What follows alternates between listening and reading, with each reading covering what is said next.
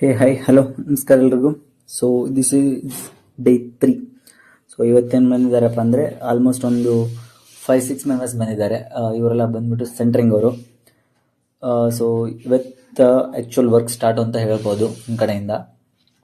So ಕಾಲಮ್ಗೆ ಏನೇನು ಬೇಕು, ಯಾವ ಥರ ಮಟೀರಿಯಲ್ ಬೇಕು, ಇವಾಗ ಕಬ್ಬಣ ಇರುತ್ತೆ ಅದನ್ನೆಲ್ಲ ನೀಟಾಗಿ ಅರೇಂಜ್ ಮಾಡ್ಕೋತಾ ಇದ್ದಾರೆ.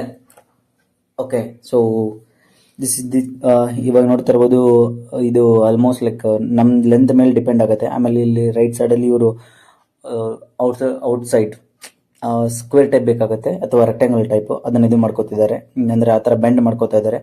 ಅಲ್ಲಿ ಫ್ರಂಟ್ ಸೈಡಲ್ಲಿ ನೋಡ್ತಾ ಇರಬೇಕಾದ್ರೆ ನೀವು ಸೊ ದಿಸ್ ಈಸ್ ಈ ಥರ ಆಗುತ್ತೆ ಫೈನಲ್ ಶೇಪು. ಇಲ್ಲಿ ಏನನ್ನು ಮಾಡ್ತಾರಪ್ಪ ಅಂದರೆ ಎಷ್ಟು ಬೇಕೋ ಅಷ್ಟನ್ನು ಕಟ್ ಮಾಡ್ಕೊಂಡ್ಬಿಟ್ಟು ಆ ಲೆಂತ್ಗೆ ಅಡ್ಜಸ್ಟ್ ಮಾಡ್ಕೋತಾರೆ. ಸೊ ಇದು ಆಗ್ತಾ ಇದೆ ಆಲ್ಮೋಸ್ಟ್ ಸೇಮ್ ಕೆಲಸ ಇವತ್ತು ಮತ್ತೆ ನಾಳೆ ಕೂಡ ಇದೇ ಆಗುತ್ತೆ. ಇದು ಕಂಪ್ಲೀಟ್ ಆಗಬೇಕಂದ್ರೆ ನಮ್ಗೆ ಆಲ್ಮೋಸ್ಟ್ 2 days ಆಗುತ್ತೆ. ಸೊ ಇದಾದ್ಮೇಲೆ ನೆಕ್ಸ್ಟ್ ಟಾರ್ಗೆಟ್ ಬಂದ್ಬಿಟ್ಟು ಕಾಲಮ್ಗೆ ಇದು ಮಿಕ್ಸ್ ಇರುತ್ತಲ್ಲ, ಜಲ್ಲಿ ಮತ್ತು ನಾಟ್ ಜಲ್ಲಿ. ಸೊ ಇದ್ರ ಜೊತೆನೇ ಇವಾಗ ನೆಕ್ಸ್ಟ್ ಉಸುಕು ಸಿಮೆಂಟ್ ಇದೆಲ್ಲ ಬರುತ್ತೆ. ಇದಾದ್ಮೇಲೆ ನೆಕ್ಸ್ಟ್ ಕೆಲಸ ಸ್ಟಾರ್ಟು.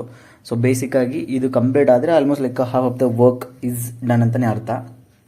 ಇದು ತುಂಬ ಟೈಮ್ ತಗೊಳುತ್ತೆ, ಸಡನ್ಲಿ ಅಂತ ಆಗಲ್ಲ.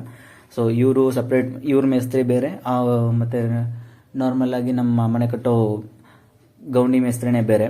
ಇವರು ಸೆಂಟ್ರಿಂಗ್ ಮೇಸ್ತ್ರಿ ಅಂತ ಹೇಳ್ತಾರೆ. ಇವ್ರದ್ದು ಪ್ರೈಸ್ ಬಂದುಬಿಟ್ಟು 110 rupees ಪರ್ ಸ್ಕ್ವೇರ್ ಫೀಟ್ ಅಂತ ನಾವು ಹೊಂದಿಸ್ಕೊಟ್ಟಿರೋದು. ಸೊ ಟೋಟಲ್ ಆಗಿ ಅಟ್ ದ ಎಂಡ್ ಎಷ್ಟಾಗುತ್ತೆ ಅದು ಪ್ರೈಸ್ನ ಅವ್ರಿಗೆ ಪೇ ಮಾಡಬೇಕಾಗತ್ತೆ.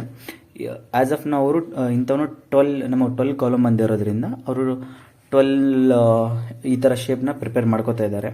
ಸೊ ಇದು ಇವತ್ತು ಆಲ್ಮೋಸ್ಟ್ ಒಂದು 6 to 7 ಆಗಿದ್ದಾವೆ. ರಿಮೈನಿಂಗ್ ನಾಳೆಗೆ ಒಂದು ರಿಮೈನಿಂಗ್ 5 to 6 ಅದನ್ನು ಕೂಡ ಇನ್ಸ್ಟಾಲ್ ಮಾಡ್ತಾರೆ, ಅಂದರೆ ಎಲ್ಲ ಅರೇಂಜ್ ಮಾಡ್ತಾರೆ. ಅದಾದಮೇಲೆ ನೆಕ್ಸ್ಟ್ ವರ್ಕ್ ಸ್ಟಾರ್ಟ್ ಆಗುತ್ತೆ. ಸೊ ಇದು ನೋಡ್ತಾ ಇರ್ಬೋದು, ಇದಕ್ಕೆ ಬಾರ್ ಬೆಂಡಿಂಗ್ ಅಂತ ಕೆಲಸ ಹೇಳ್ತಾರೆ. ಇದರಿಂದನೇ ಕಬ್ಬಿಣ ತಂತಿಯಿಂದನೇ ಎಲ್ಲನೂ ಕೂಡ ಟೈಟ್ ಕೂಡ ಮಾಡ್ತಾ ಇದ್ದಾರೆ. ಸೊ ಇದೇ ಥರ stay tuned for the next update. So thank you guys, bye.